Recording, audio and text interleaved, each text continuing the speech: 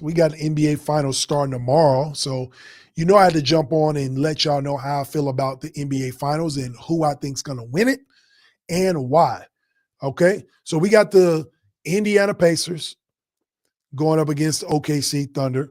Now, all week, I'm hearing about how this is going to be a boring final. Nobody wants to see these two teams, blah, blah, blah, blah, blah. I had to kill all that noise.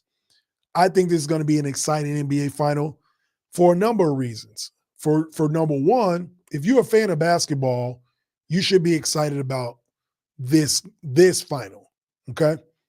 And the reason I say that is because you have all-stars on both teams. You have up-and-coming players, up-and-coming superstars in Tyrese Haliburton and Shai Gilgeous-Alexander.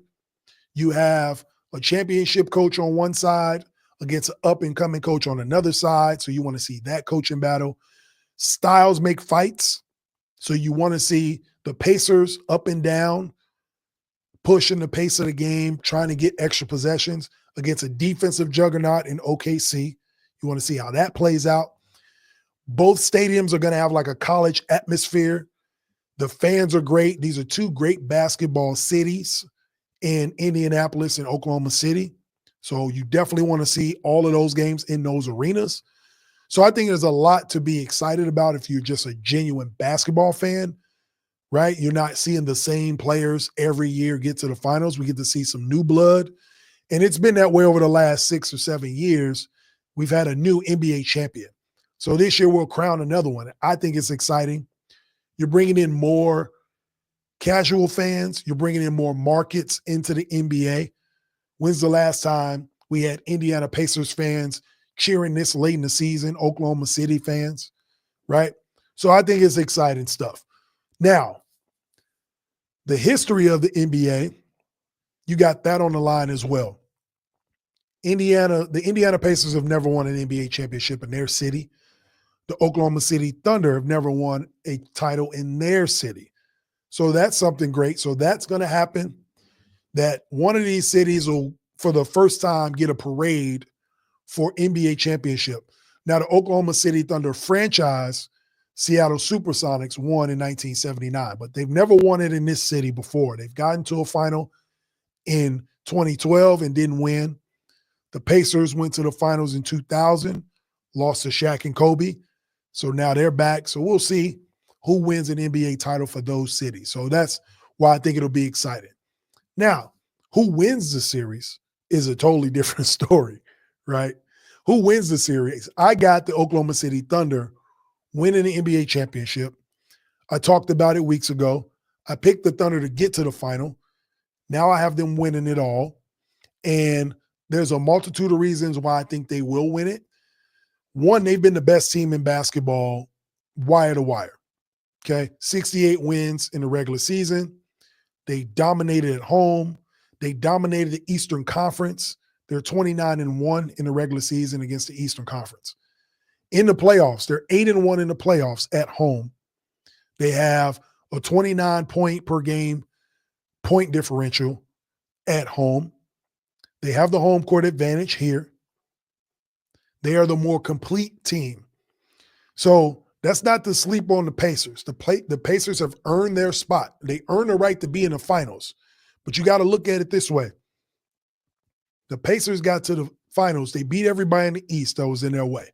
So they get all the credit in the world. But the teams in the East built and constructed their teams to beat the Boston Celtics. Right? The Knicks did that. The Cavs did that. The Cavs go out and get DeAndre Hunter. The Knicks got OG Anunoby, Mikal Bridges, traded 1 million draft picks to get Mikal Bridges, strictly to stop Jason Tatum and Jaylen Brown. They needed big, long wings that could defend, 3-and-D guys to match the output of a Jason Tatum and a Jaylen Brown. That's strictly why they did that. But nobody paid attention to the Indiana Pacers. So these teams did not match up well, as you can see, with the Pacers. The way they get up and down the floor, the unorthodox style they play. Tyrese Haliburton can get you 15 points, 12 rebounds, and 9 assists, or he can get you 30 points, a game winner, and 8 assists and 6 rebounds, 2 steals. Like, you just never know. Pascal Siakam can win the Eastern Conference Finals MVP, right? They have so many different types of ways to win, and that's a credit to them and their coach.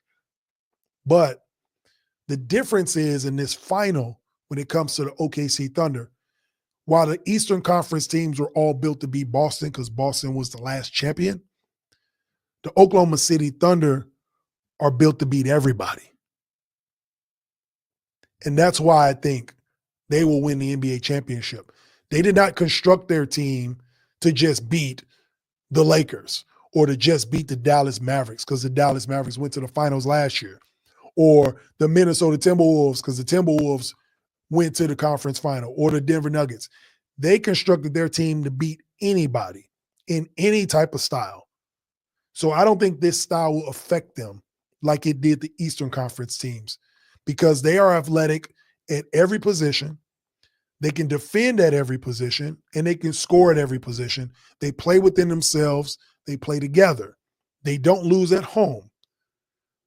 You know what I'm saying? So defense travels. So even if they're not making shots, the defense is they're going to pack the defense into the suitcase and take it to Indiana. And at home, they look damn near invincible. So that's what I mean. That's going to be the difference in this series.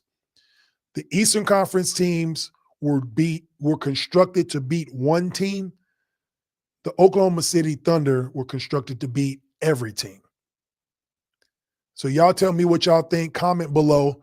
Who do you have winning the NBA championship? Is it the Oklahoma City Thunder or the Indiana Pacers? Be sure to like, share, subscribe, and follow the X-Factor Sportz Podcast on all platforms, social media, YouTube, everywhere. Cool. So before we get up out of here, we always do that 2-minute warning. And this week, we're going to talk about not being afraid to be yourself. Jay, what do you mean by that?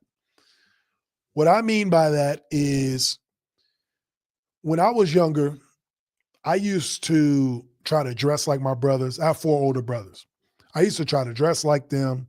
I used to try to talk like them, walk like them. I had older cousins. I was a young rut when I was little, right? I didn't have cousins younger than me that grew up around us. I was younger than everybody. So I tried to be like everybody around me that was older. Even basketball, when I started playing basketball, I tried to play basketball like people I looked at or emulated.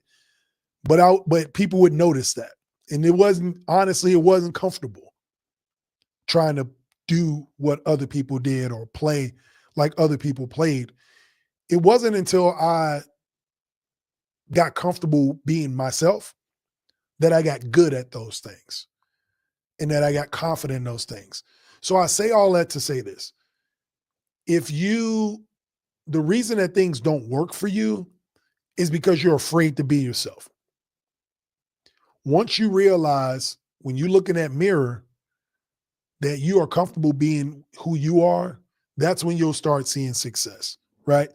It sounds easier said than done, but it really isn't. Because how can you expect success for you when you're afraid to be you?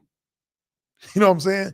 So you have to get over that hurdle of trying to please other people and trying to be other people, and be yourself. Once I realized that I was able to be comfortable in my own skin and be me, I was able to go out and do things my way at a certain comfort level that I never thought I could have. But I had to find that within. So success comes from within. And pride and all those things come from, they are internal things. You can't expect to get that from other people or other influences. So just think about that when, things aren't going right, or you want things to go a certain way and you want success. Focus on being yourself and being comfortable with yourself. So when you do succeed, when the person that's looking back at you in the mirror is proud of you. All right.